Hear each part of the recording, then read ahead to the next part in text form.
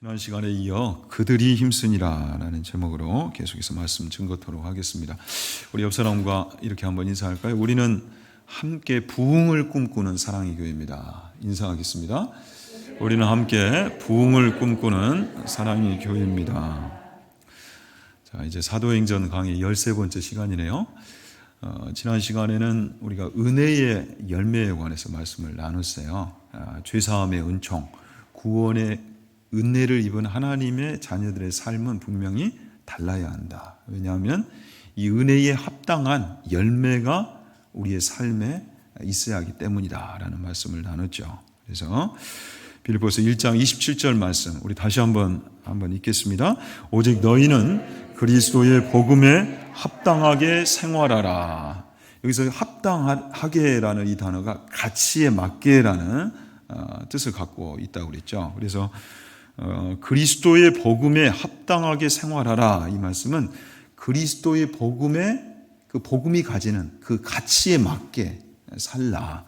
그 가치가 복음의 가치가 손상되지 않도록 사는 것이 바로 천국 시민권자다운 삶이다. 이 말씀을 나눴어요. 그래서 성도의 삶이란 깊은 자기 깨어짐과 통회를 경험하는 삶인과 동시에 또 어떤 삶인가 할 때에 바로 이 그리스도의 복음이 나타나는 삶, 그리스도의 복음이 보여지는 삶, 그리고 이 그리스도의 복음의 가치를 구현하는 삶이야말로 성도다운 삶이라 할 수가 있는 것이죠.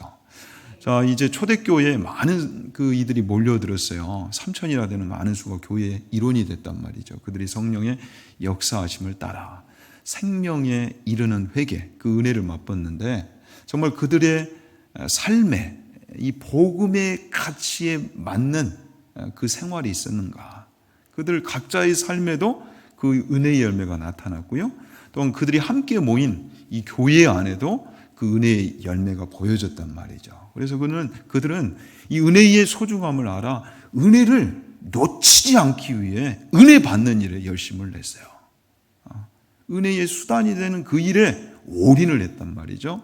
아울러서 또한 이 은혜를 이제는 동시에 공유할 뿐만 아니라 나누는 자리까지 나아갔다. 사랑하는 여러분, 아무쪼록 우리도 구원받은 하나님의 자녀들인데 우리 각자의 삶에도 또 우리가 모인 이 교회에도 이 은혜 있기를 다시 한번 축원합니다.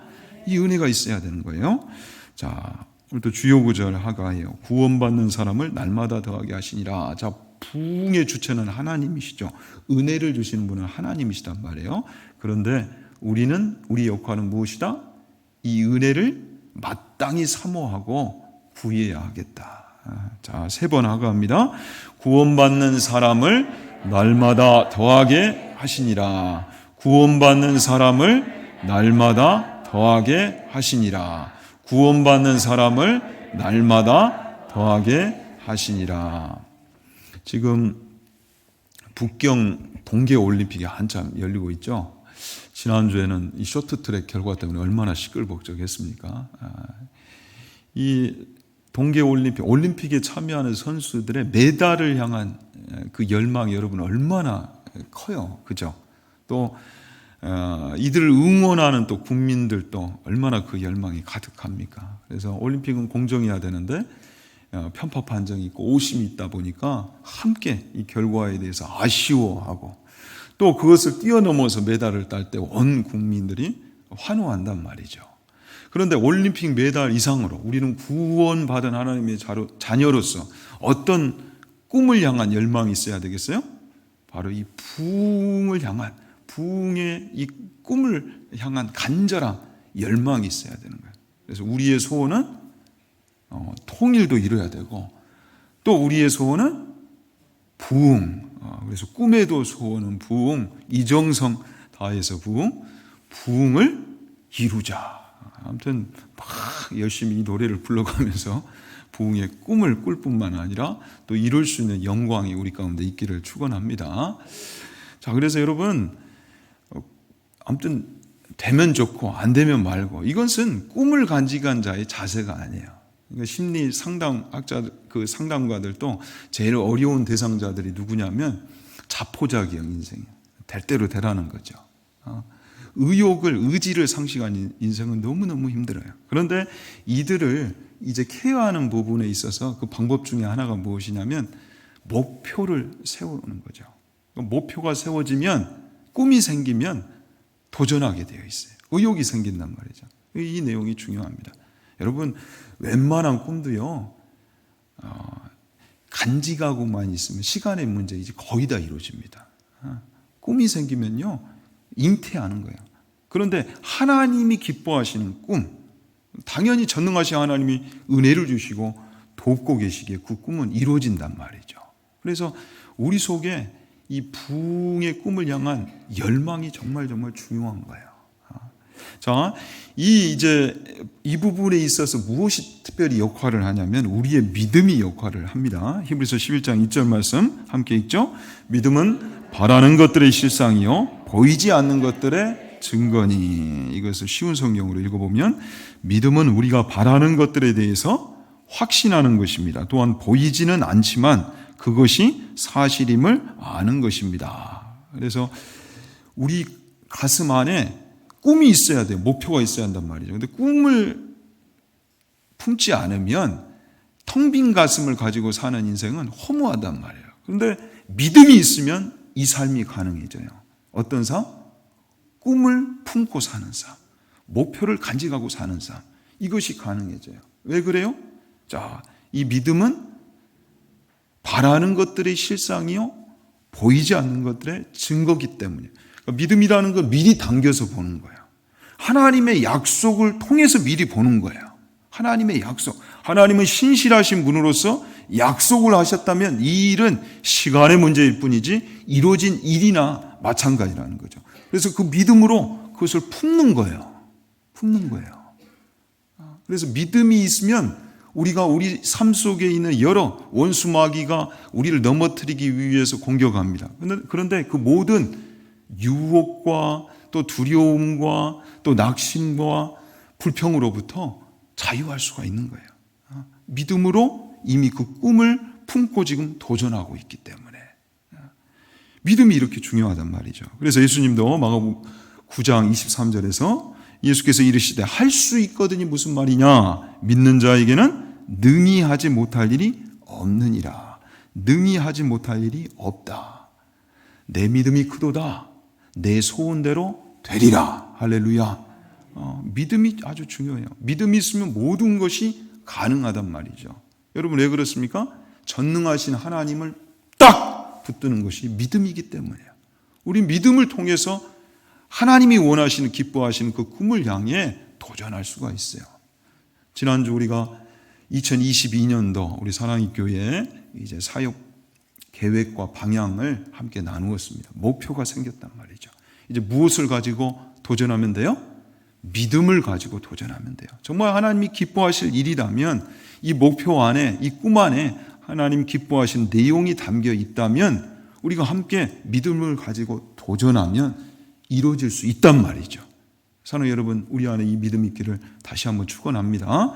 그래서 이제 중요한 건 목표, 꿈이 있는 것이 중요하고 그리고 한 단계 더 나아가서 이제 꿈의 내용이 또한 하나님의 뜻에 합당한가 이것을 이제 점검하면 되는 것입니다.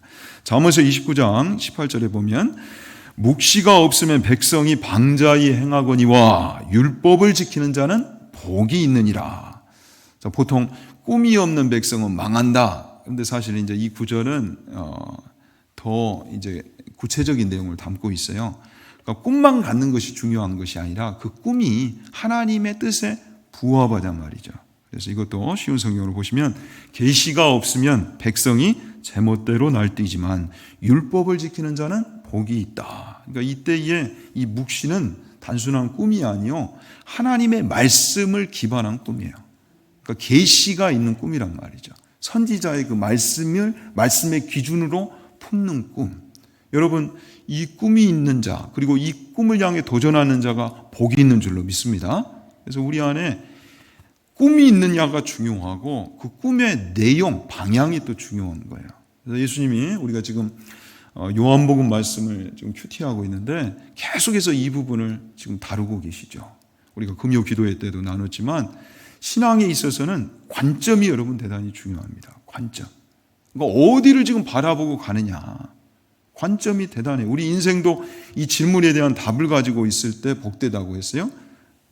나는 어디로부터 와서 어디를 향해 가는가? 하나님으로부터 와서 하나님을 향해 가야 되는데 무엇 하다 가는 인생인가? 하나님 분명히 이 시대 이곳에 보내신 목적이 있다는 거예요. 우린 그걸 사명이라고 부르는데 사명 중심의 인생, 사명 이루다 하나님 품에 안겨야 된다는 거예요. 근데 그 사명의 내용이 과연 하나님을 붙들고 하나님께 기도하면서 내가 발견한 그 목표, 내용인가라는 걸 점검해야 한다는 거죠. 그래서 예수님 말씀하셨어요. 요한복음 12장 43절에 그들은 사람의 영광을 하나님의 영광보다 더 사랑하였더라. 우리 신앙의 관점도 잘 점검해 봐야 돼요. 나는 무엇을 지금 바라보고 신앙생활하는가? 내 인생을 어떻게 지금 살아가고 있는가 할 때에 땅의 영광인가? 세속적인 영광인가? 아니면 사람의 영광인가? 아니면 하나님의 영광인가? 하나님 나라 이 중심의 관점으로 신앙생활을 하고 있는가? 아니면 세속적 관점, 땅의 관점으로 신앙생활을 하고 있는가? 아주 중요한 내용이죠. 말씀 중심의 삶인가? 나 중심, 또 성공 중심의 삶인가? 누가복음 15장에 우리가 많이 나눴지만 그 탕자의 비유를 통해서 우리가 쉽게 이해할 수 있는 내용. 아버지인가? 아버지의 재산인가? 여러분들은 어떻게 지금 신앙생활을 하고 계세요? 꿈의 내용에 있어서도 이것을 점검해 봐야 돼요. 우리의 부흥의 꿈, 하나님이 기뻐하시는 교회, 건강한 교회, 성경적 교회를 세우겠다. 그런데 정말 이 성경적인 내용이 담겨 있느냐 말이죠. 우리 교회를 또 이루어감이 있어서. 우리의 삶도 마찬가지고요. 우리 한국교회도 부흥을 맛봤어요. 70년대에 얼마나 놀라운 부흥이 있었습니까? 정말 초대교회처럼 수많은 영혼들이 교회를 향해 몰려왔어요. 개화에, 우리나라 개화에 또 이 발전의 중심에는 교회가 있었어요. 지금도요, 그 박물관을 가보십시오. 얼마나 자부심이 생기는지. 우리 기독교 박물관이 아니에요. 우리나라 근현대사를 보여주는 박물관에 가보면 거기에 성경이 있어요. 성경이 있어요. 우리 민주화 운동도 선교사님들의 다 제자들이 이러면 안 되는데 하고 그들이 일어났던 거예요. 그런데 그 놀라운 부흥을 맛보았음에도 불구하고 은혜는 분명히 부흥의 주체는 하나님이신데 은혜는 우리가 만들 수 없어요. 하나님이 주시는 것이기에 우리가 지난 시간에도 기도했던 것처럼 성령 충만을, 성령의 역사를 지극히 사모해야 되고 그리스도와 연합될 때, 그리스도 안에 있을 때 진정한 부흥의 열매를 맛보는 거예요. 그런데 우리 한국교회가 놀라운 성장을 맛보았음에도 불구하고 이 은혜에 집중하기보다, 이 은혜를 주시는 분에게 집중하기보다 그 은혜의 결과물, 현상에 더 집중했단 말이죠. 은사에 더 집중했고 또한 수적 부흥에 더 집착했어요. 양적 성장, 질적 성장, 이것을 나눠서 분석하는 그 자체가 이미 건강을 상실했다는 거예요. 비껴나갔다는 거죠. 은혜를 주시는 분에게 더 집중하고 더 친밀해져야 되는데 그걸 놓쳤어요. 그걸 놓쳤어요. 그러니까 다시금 돌아가야 돼요. 성경적 부흥의 그 참모습으로 돌아가야 돼요. 왜 부흥이 필요하냐 할 때 우리는 이미 죄로 인하여 하나님의 형상을 에덴 동산에서부터 잃어버렸잖아요. 우리의 삶에 부흥이 언제나 필요해요. 그것을 회복하는 것, 다시금 되찾는 것, 얻고 누리고 나누는 그 자리에 나아가야 한단 말이에요. 자, 그래서 초대교회는 그러면 어떤 모습을 보여줬는가 할 때에 초대교회마저도 완전한 교회는 아니에요, 여러분. 이 땅의 모든 이 지상교회는 전투하는 교회입니다. 천상교회 가야 완전한 교회, 승리적 교회가 이루어지는 거죠. 그런데 초대교회 안에는 왜 우리가 이 교회를 우리 모든 이 땅의 교회의 모델로, 모형으로 삼고 도전하는가 할 때에 그곳에 무엇이 있었어요? 은혜가 있었어요, 은혜가. 참 은혜 받는 것은, 예수님을 믿는 것은 좋은 것이구나. 이게 있었단 말이죠. 그래서 그들은 은혜를 주신 하나님께 감사하고 그분을 예배하는 일에 정말 열심을 냈어요. 열심히 모였어요, 열심히. 생명 내놓고 이 열심을 다했단 말이죠. 모이는 일에. 그리고 은혜의 가치 소중함을 알기에 은혜를 더 받기 위하여 노력했어요. 바로 은혜의 수단이었던 말씀을 배우는 일에 열심을 냈고요. 또한 성례에 열심을 냈고요. 기도하는 데 열심을 냈어요. 또 은혜를 맛보니 이게 얼마나 좋아요. 그래서 은혜를 나누고 이 은혜로 섬기는 일에도 그들이 열심을 냈어요. 정말 구제와 교제 또 전도에 이르기까지 그들이 열심을 냈어요. 이 초대교회 안에 다시 한번 말씀드리지만 무엇이 있었어요? 은혜가 있었어요. 은혜의 열매가 나타났어요. 사랑하는 여러분, 우리 사랑의 교회 가운데도 이 은혜 있기를, 이 은혜 있기를, 또 여러분의 삶에도 이 은혜 있기를 진심으로 축원합니다. 은혜가 있는가? 그것이 하나님의 은혜인가? 그래서 내 삶을 점검할 때 나는 오늘 또 나눌 은혜가 있는가? 그 은혜가 동나지 않고 난 그 은혜를 품고 사는가? 늘 이것을 위해서 기도해야 하는 것입니다. 자, 이제 초대교회 그렇다면 그 은혜의 열매가 구체적으로 어떤 모습이었는지를 우리가 살펴보기를 원하는데요. 자, 에베소서 1장 23절에 보면 자, 교회는 무엇이라고 설명하고 있습니까? 교회는 그리스도의 몸이다. 이제 유기체란 말이죠. 유기체. 자, 몸에 있어서는 중요한 게, 이 몸의 건강도를 이야기할 때 중요한 게 무엇이에요? 몸을 이루는 모든 지체가 균형을 잡아야 돼. 그죠? 다 건강한데 팔 하나가 건강치 못해요. 그러면 건강한 몸이라고 이야기하기에는 아쉬움이 있단 말이죠. 그러니까 이 몸을 이루는 모든 지체들이 은혜를 품고 균형을 잡아야 돼요. 그래서 여기 보면 만물 안에서 만물을 충만하게 하시는 이 바로 예수 그리스도의 충만함, 균형 잡힌 은혜를 지금 말씀하고 있죠. 자, 이와 관련해서 우리가 이해하기 쉽도록 아주 좋은 그 예화로 나눠볼 만한 부분이 리비의 최소량의 법칙이라는 게 있습니다. 이 리비라는 분은 독일의 화학자예요. 그래서 비료의 아버지라는 별명을 가졌다고 합니다. 그런데 이분이 1843년 아주 이르죠. 일찍 이 최소량의 법칙을 발표했는데 이것은 어떤 내용이냐면 모든 동식물은 이 최소량의 법칙에 따라 성장한다라는 내용이에요. 그래서 여러분들 이런 그림 보셨죠? 이전 같으면 나무를 다 엮어서 이렇게 이어서 그 물통을 만들지 않습니까? 그래서 칠을 해서 마감을 하는데, 자, 여기 보면 물통을 이루는 그 각각의 이 나무의 높이가 같아야 되는데 다른 부분이 있어요. 자, 물을 여기 아무리 많이 부은들 어느 정도 차겠어요? 어느 만큼 차겠어요? 미니멈, 저 가장 작은 그 높이의 나무만큼 차겠죠. 이게 바로 이제 최소량의 법칙이에요. 동식물의 성장을 좌우하는 이 영양소 중에 그것은 넘치는 것에 의하지 않고 이 최소량, 가장 모자라는 것, 부족하는 것에 따라서 결정이 된다. 이해하기 쉽도록 여러분 영양소 중에 비타민 있지 않습니까? 우리 몸에 필요하잖아요. 근데 비타민 A도 있고 B도 있고 C도 있고 D도 있고 E도 있어요. 비타민 C는 우리가 자주 챙겨 먹으니까 C도 충분하고 또 B군도 충분하고 A도 충분하고 E도 충분한데 예를 들어 비타민 D 하나가 결핍이에요. 그럼 어떤 문제가 생겨요? 비타민 D는 우리 뼈를 만드는 칼슘과 이제 인이 작용을 할 때 거기에 관여를 한다고 합니다. 근데 뼈가 여러분 얼마나 중요합니까? 우리 피를 만드는 이 조혈 작용이 있어서 뼈가 역할을 하잖아요.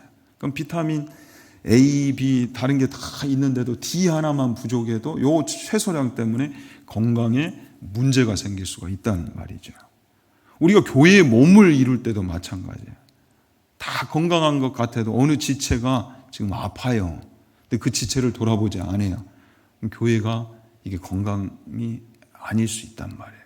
우리의 모습 중에서도 교회라면 이래야 한다라는 여러 요소들이 있어요. 근데 그것이 그 한 모습이 다 충만할 때 또 건강을 이룰 수가 있단 말이죠. 그래서 이 초대교회 안에 이제 대표적인 교회라면 이런 모습이 있어야 되는데 우리가 부흥의 꿈을 꾸고 함께 도전하는데 교회라면 이게 교회다움이야. 이것이 성도다움이야 할 때에 이런 모습들이 나타나야 한다는 거예요. 그런데 초대교회 안에 이런 모습들이 있었다는 거예요. 그 대표적인 모습들을 우리가 네 가지로 살펴보고 말씀을 마치고자 합니다. 먼저는 성경적 부흥의 참모습, 초대교회 안에 어떤 것이 있었는가 할 때에 말씀 중심의 삶이 있었고 말씀 중심의 공동체였다는 거예요. 그 교회는. 자, 그들이 오로지 힘썼다고 그랬어요. 뭐 한두 번이 아니라 계속해서 미완료 시제를 쓰면서 계속해서 힘썼는데 그 첫 번째가 무엇이었다? 바로 사도의 가르침을 받아.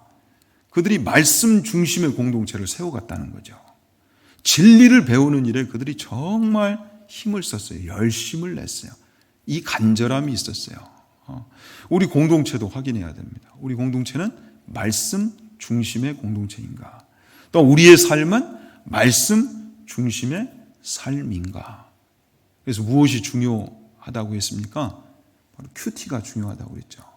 큐티 운동이 일어나야 됩니다. 여러분, 큐티 운동이.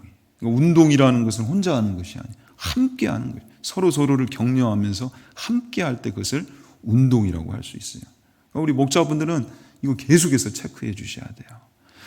아무개 성도 큐티 했어요? 큐티 했더니 어떤 은혜가 있었어요? 저는 이런 은혜가 있었어요. 이것이 우리의 인사가 돼야 한다. 목장교회에서는 늘 이 만날 때마다 이 은사가 나눠져야 돼요. 그래서 말씀 중심의 삶을 살아갈 때에 하나님이 실제 은혜를 부어주시는가, 그 은혜를 나누고 확인하는 현장이 우리 목장 모임이 돼야 되는 것입니다. 여러분들 이런 의문을 가질 수 있어요. 굳이 또 말씀이어야 합니까? 예배 시간에도 말씀을 나누는데 아니 목장에서는 걸게 그냥 한바탕 잘 먹고 헤어지면 됐지. 또 말씀입니까? 그런데 여러분 처음에는 어쩔지 몰라요. 그러나 시간이 가보십시오. 말씀이 없는 인생, 말씀이 없는 모임은 허무합니다. 공허합니다. 그런데 말씀을 제대로 좀 붙들어 보세요. 말씀은요, 우리를 결국 하나님께로 인도하고 우리의 믿음을 강하게 만들어요. 다시 한번 말씀드리지만 믿음이 있으면 그 믿음을 통해서 전능하신 하나님을 붙들면 모든 것이 가능해요, 여러분. 주님의 말씀대로. 말씀대로 안 살아보니까 그렇지 말씀대로 살아보세요. 불가능이 있는가? 그런데 그 믿음이 어디서 나온다? 들음에서 나온다. 하나님의 말씀이 들려질 때 믿음이 생기는 거예요. 사랑하는 여러분, 말씀이 들려지는 복이 있기를 축원합니다. 들려지는 게 복이에요. 그런데 말씀을 우리가 봐야 되는 거죠. 믿음을 얻기 위해서. 하나님의 이 말씀을 정말 사랑하고 배우는 이 일에 초대교회가 열심을 냈어요. 사도행전 17장 11절 베레아에 있는 사람들은 데살로니가에 있는 사람들보다 더 너그러워서 간절한 마음으로 말씀을 받고 말씀을 향한 간절함이 있었다는 거죠. 이것이 그러한가 하여 날마다 성경을 상고함으로, 여기서 상고는 상업고등학교의 준말이 아니에요. 상고, 그러니까 전하는 말씀과 기록된 말씀이 맞는가, 이 아주 열심히 있었다는 거예요. 우리 사랑의 교회 안에도 이 열심이 있어요. 수요일에도 나눴지만 말씀에 대한 열매와 반응이 우리 교회 안에 있어요. 그런데 이 말씀의 권위가 살아있을 때 하나님의 복과 능력이 나타나는 겁니다. 초대교회 안에 이 열매가 있었어요. 시편 119편 105절에 주의 말씀은 내 발에 등이요 내 길에 빛이니이다. 말씀이 이끄는 삶, 말씀이 이끄는 공동체가 돼야 된다는 거죠. 사람마다 두려워하는데 사도들로 말미암아 기사와 표적이 많이 나타나니, 말씀의 권위가 살아있으면 능력과 축복이 분명히 나타나는 줄로 믿습니다.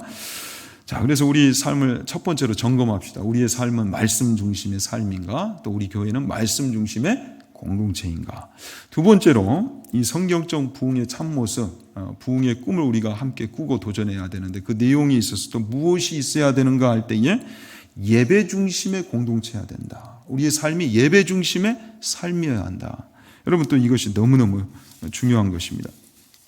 자, 초대교회는 떡을 떼며, 이 떡을 뗀다는 의미 안에는 성찬과 애찬이 함께 포함이 되어 있다고 그랬어요. 예배와 그리고 나눔이 있었고 그들이 여기에 열심을 냈단 말이죠. 그래서 날마다 마음을 같이하여 성전에 모이기를 힘쓰고 하나님을 찬미하며, 자, 그들은 은혜 주신 하나님께 집중했어요. 그러니까 하나님을 향한 이 감사를 놓치지 않았어요. 은혜는 내가 만들 수 없는데 분명히 하나님이 주셔야 되는데 그 은혜를 주시는 하나님께 집중했단 말이죠. 그래서 예배가 중요해요. 그들이 모여서 예배했다는 거예요. 계속해서 성전에 가서 성전을 찾는 것은 굉장한 위험이 지금 도사리고 있었어요. 그러함에도 불구하고 그들은 은혜 주실 하나님을 현존하는 내 앞에 있는 문제보다 더 크게 여겼다고요. 하나님이 이들의 예배를 왜 집중하지 않으시겠어요? 귀하게 보시지 않겠어요? 주목하신단 말이죠. 그들이 드리는 그 예배를. 우리의 예배가 왜 중요한가? 지난 수요일에도 나눴지만 우리의 삶은 예배 중심의 삶, 예배 우선순위의 삶이 돼야 돼요, 여러분. 달력도 보면 일주일에 맨 처음이 언제예요? 딱 빨간 날부터 시작한단 말이죠. 주일. 근데 그 주일에 뭘 해요, 우리는? 이 주일날 지금 무엇을 하고 있어요? 예배를 드려요. 왜 예배를 드려요? 왜 예배를 드려요? 우리 인생에 무엇이 필요하기 때문에? 은혜가 필요하기 때문에. 그리고 그 은혜를 누가 주세요? 하나님이 주시고 그 하나님을 우리는 찾는 거예요. 그것이 우리의 예배예요. 그리고 하나님이 내 인생의 주관자이십니다. 주인이십니다라는 것을 표하는 거예요. 신앙 고백이에요. 그러니까 이 예배 안에는 하나님을 향한 신앙과 그리고 하나님을 향한 사랑이 담겨 있는 거예요. 표현되는 거예요. 예배를 향한 정성이 여러분들 굉장히 중요해요. 요한복음 4장 23절에 아버지께 참되게 예배하는 자들은 영과 진리로 예배할 때가 오나니 곧 이때라. 아버지께서는 자기에게 이렇게 예배하는 자들을 찾으시느니라. 자, 이렇게 예배하는 자를 하나님이 찾아주시고 만나주신대요. 자, 이렇게 예배하는 자가 어떤 자예요? 바로 영과 진리로 예배하는 자, 제대로 예배하는 자. 그럼 제대로 예배하지 않는 자는 문제인가 할 때 여러분 어떻습니까? 성경이 이 부분을 얼마나 강조합니까, 실제? 하나님이 제대로 예배하지 않는 자를 가증히 여기신다고 그랬어요. 여러분, 우리 교회 안에, 우리 성도들 안에 이 감각이 있기를 진심으로 축원합니다. 예배를요, 대충 드려서 안 돼요. 이 예배를 가볍게 여기는 것은 하나님을 무시하는 거예요, 여러분. 세상에 좀만 잘 나가도 그 사람과의 만남을 약속 한번 하면 얼마나 준비를 합니까? 옷부터 모든 것을, 시간까지. 우리 예배 안에 그것이 살아있어야 돼요. 저는 우리 성도들이 하나님으로부터 은혜 받기를 원해요. 이 예배에 대한 감각 놓치고 싶지 않아요. 정말 우리 사랑의 교회 하면 예배에 정말 간절함이 있는 교회, 예배가 살아있는 교회. 사랑의 교회 성도들 봐. 그들은 예배 목숨을 걸어. 예배 목숨을 걸어. 그들이 예배하는 태도를 봐. 그게 참 성도다운 자세야. 신앙생활은 저렇게 할 때 복이 있는 거야. 근데 실제 저들의 삶이 어떠한가를 봐. 하나님이 그냥 두시는가. 간섭하고 계시잖아. 은혜가 있잖아. 하나님이요, 제대로 예배하는 자를 찾으시고요, 이 은혜를 약속하셨단 말이죠. 우리 삶에 왜 은혜가 마르는가? 우리의 예배를 점검해 보기를 원합니다. 우리 믿음의 선조들의 신앙생활, 그냥 부흥이 이루어지는 게 아니에요, 여러분. 그들만큼 기도하고, 그들만큼 전도하고, 그들만큼 예배에 목숨을 걸어봐요. 이 시대에 그러면, 이 시대에는 부흥이 무너졌다, 다시 오지 않는다. 천만의 말씀요. 모든 시대마다 복음은 열려 있는 거예요, 여러분. 그런데 이 시대는 우리에게 맡기셨어요. 예배 중심의 이 삶을 위해 우리가 다시 한번 우리 신앙을 점검해 봐야 돼요. 나는 예배를 어떻게 생각하고 있는가? 사랑하는 여러분, 정말 우리가 예배를 가볍게 여겼다면 그 모든 것 회개하기를 원합니다. 하나님 앞에 예배 중심의 이 신앙, 이것을 다시 한번 세워가십시다. 로마서 12장 11절에 그래서 부지런하여 게으르지 말고 열심을 품고 주를 섬기라. 그런데 이 열심이 우리 예배를 통해서 표현돼야 되겠죠. 창세기 22장 4절에 제3일에 아브라함이 눈을 들어 그곳을 멀리 바라본지라. 믿음의 조상 아브라함의 예배를 우리가 배웁시다. 다시 한번 말씀을 드리지만 지금 어떤 예배를 준비하고 있어요? 아들 이삭을 지금 번제로 드리는 그 예배를 준비하고 있어요. 근데 하나님이 명하신 이 예배를 치르기 위해서 그는 아침 일찍 일어나서 지금 모리아산을 바라보면서 그렇게 가고 있어요. 그러니까 예배가 삶이 된 거죠. 삶의 예배로 하나님 앞에 영광을 돌리고 있어요. 이 삶 하나님이 어찌 외면하시겠습니까? 사도행전 16장 25절에도 한밤중에 바울과 실라가 기도하고 하나님을 찬송하며 죄수들이 듣더라. 고난의 시면 속에서 울려 퍼지는 찬송, 바로 그곳에서도 예배했던 이 바울과 실라의 이 모습, 하나님은 절대 이 삶을 외면치 않습니다. 우리도 마찬가지고요. 아무쪼록 다시 한번 또 점검해 봅시다. 우리의 삶은 예배 중심의 삶인가? 우리 교회는 예배 중심의 공동체인가? 이것이 있어야 진정한 부흥의 참 모습이라는 거죠. 세 번째는 또 초대교회 안에 어떤 모습이 있었는가 할 때에 코이노니아 중심의 공동체, 또 그들은 코이노니아 중심의 삶이었다. 믿는 사람이 다 함께 있어 모든 물건을 서로 통용하고 또 재산과 소유를 팔아 각 사람의 필요를 따라 나눠주며 집에서 떡을 떼며 기쁨과 순전한 마음으로 음식을 먹고. 자, 이 시절에는 여러분 너무 가난했죠. 뭐 하루 세 끼가 아니라 한 끼 먹기도 어려웠던 시절이고, 옷 같은 경우만 하더라도 겉옷은 엄청난 재산이었어요. 그러니까 식료품 또 생필품이 정말 없었던 그런 극빈했던 그런 시대였는데, 지금 초대교회 안에 무엇을 이기는 사랑이 보여져요? 돈을 뛰어넘는 이웃사랑이 지금 보여지고 있어요. 자, 믿는 사람이 다 함께 하는데 그곳엔 모든 물건을 통용하는 은혜가 있었어요. 네 것이 내 것이고 내 것이 네 것이로다. 우리 옆 사람 한번 인사해 봅시다. 당신 것이 내 것이고 내 것이 당신 것입니다. 인사하겠습니다.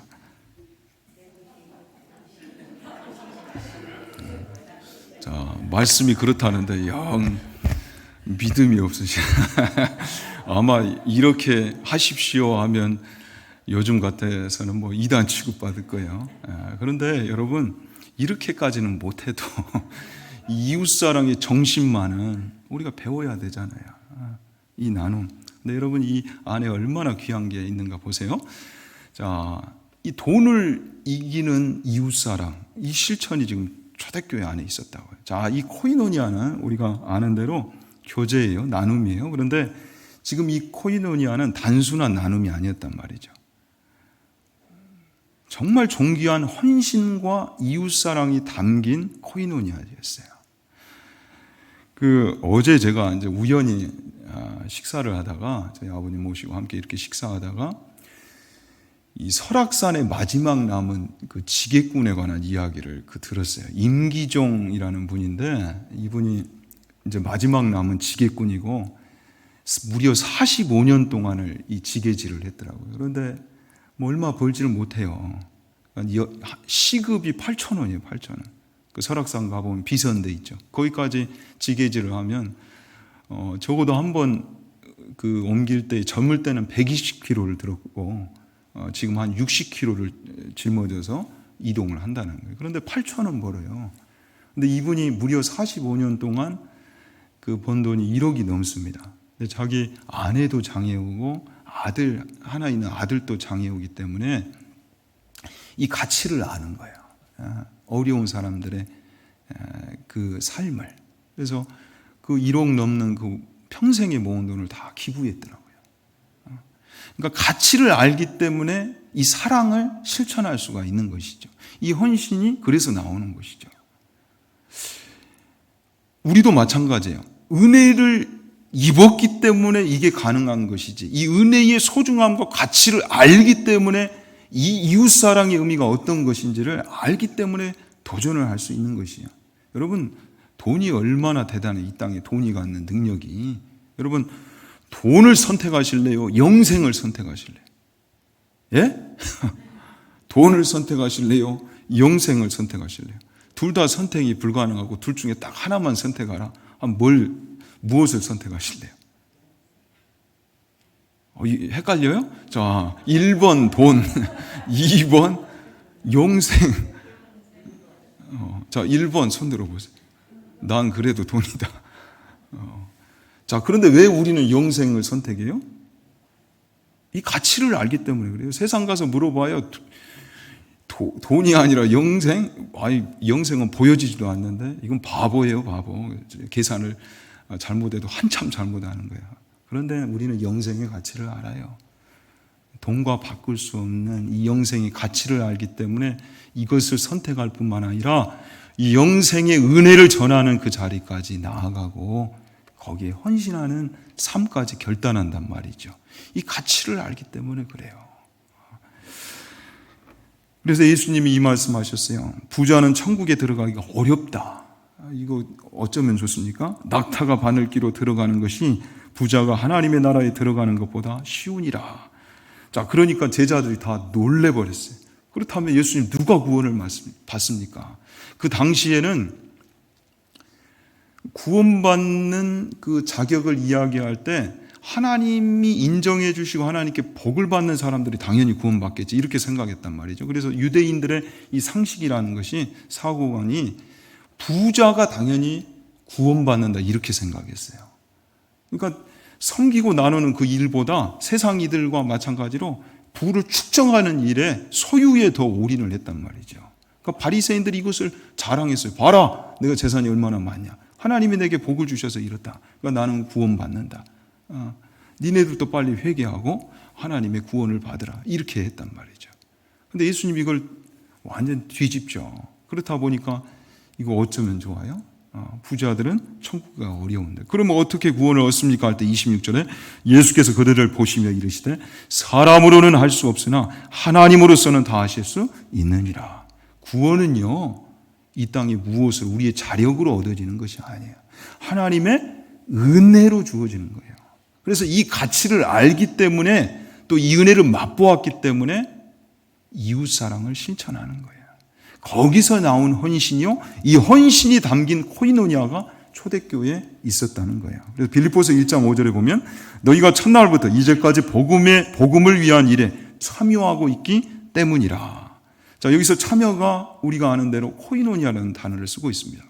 코이노니아라는 단어는 굉장히 포괄적인 의미예요. 그래서 이 단어는 단순히 우리나라 이 단어인 교제라는 단어로 다 설명이 불가능해요. 나누다, 섬기다, 교제하다, 또 여기에 보면 참여하다. 그래서 이 명사형인 코이노노스는 이것이 나눔, 교제, 섬김 이런 뜻도 있지만 일과 관련돼 있을 때는 동역자 그리고 동업자라는 뜻을 가지고 있어요. 그러니까 초대교회에 있었던 코이노니아는 하나님 나라의 동업자, 복음의 동업자로서 그들이 드려졌다는 거죠. 헌신이 그 은혜의 가치를 알아, 영생의 가치를 알아, 이것을 나누는 그 자리까지 나아감에 있어서 그들이 헌신했다는 거예요. 손님이 아니었다는 거예요. 가치를 알기에 주역으로 참여했다는 거예요. 복음의 동역자, 하나님 나라의 동업자로 그들이 참여했다는 거예요. 여러분, 손님은 해주는 거예요. 할수록 어찌 보면 손해보는 거예요. 여러 번 말씀드리지만 주역이 될 때 그것이 남는 장사예요. 오주간 우리가 이렇게까지 말씀을 나눴죠. 우리가 하나님 나라의 사역함에 있어서는 이 자세를 한번 가져보자. 돈 버는 일처럼 참여해보자. 하나님 나라의 일을, 교회의 일을 내 일처럼 맞이할 때 돈 버는 것처럼 한번 참여해보자. 근데 그게 손해냔 말이에요. 믿음의 눈으로 볼 때는 이 가치가 보여지기 때문에 할 수 있단 말이죠. 사랑하는 여러분, 아무쪼록 돈을 이기는 헌신, 돈을 뛰어넘는 이웃사랑의 그 정신이 이 믿음 안에서 나올 수 있기를 진심으로 축원합니다. 바로 복음을 위한 일에 참여자, 동업자, 동역자로 하나님이 우리를 부르셨다는 것. 그래서 세 번째는 우리 삶에 이 코이노니아 중심의 삶이 있는가, 또 우리 교회는 코이노니아 중심의 교회인가, 이것을 점검해 보기를 원합니다. 그리고 마지막으로는 이 초대교회는 기도와 전도 중심의 공동체였다. 이것은 우리가 지난 수요일에도 나눴기 때문에 짧게 하고 넘어가도록 하겠습니다. 자, 오로지 힘쓰니라. 그들이 올인했는데 또 무엇에 올인했어요? 기도하기에 올인했어요. 기도는 은혜의 수단이에요. 그래서 그들이 성령님이 오시기 전에도 그들이 기다리면서 기도했고, 자, 성령님이 이제 오셨어요. 오셨으니까 기도를 멈췄어요? 그러지 않았어요. 그들은 성령님이 오신 이후에도 기도했어요. 기도를 중단하지 않았어요. 쉬지 말고 기도하라 할 때는 그 쉬면 밑바닥에 이르기까지 기도하라는 뜻이었죠. 하나님을 만날 때까지, 응답을 맛볼 때까지 기도하라. 끊임없이 기도해야 할 이유가 여기에 있다. 그리고 이제 이들이 이러한 모습을 보일 때에 인정이라는 것이 있었어요. 세상으로부터 그들이 칭찬받았어요. 칭송을 받았어요. 정말 하나님이 기뻐하시는 교회의 참모습을 그들이 품고 그 부흥의 꿈을 간직하고 도전할 때, 그 은혜의 열매가 있을 때 이것이 무엇으로 연결됐습니까? 전도로 연결이 됐어요. 하나님이 날마다 이 공동체 안에 영혼을 맡기셨어요. 사랑하는 여러분, 우리 교회도 마찬가지입니다. 우리가 이 부흥의 꿈, 하나님이 특별히 기뻐하실 성경적 부흥의 꿈을 함께 꾸고 정말 간절함을 가지고 도전할 때에 하나님이 우리 교회 안에 영혼을 맡기시는 놀라운 은혜가 있을 줄로 믿습니다. 아무쪼록 이 아름다운 부흥의 꿈에 있어서 우리 모두가 주역이 되고, 또한 이 주역이 되기 위해서 성경이 우리에게 제시하고 있는 이 참모습, 또한 이 은혜의 열매가 우리의 삶에, 우리 교회에 가득하기를 진심으로 축원합니다. 기도하겠습니다.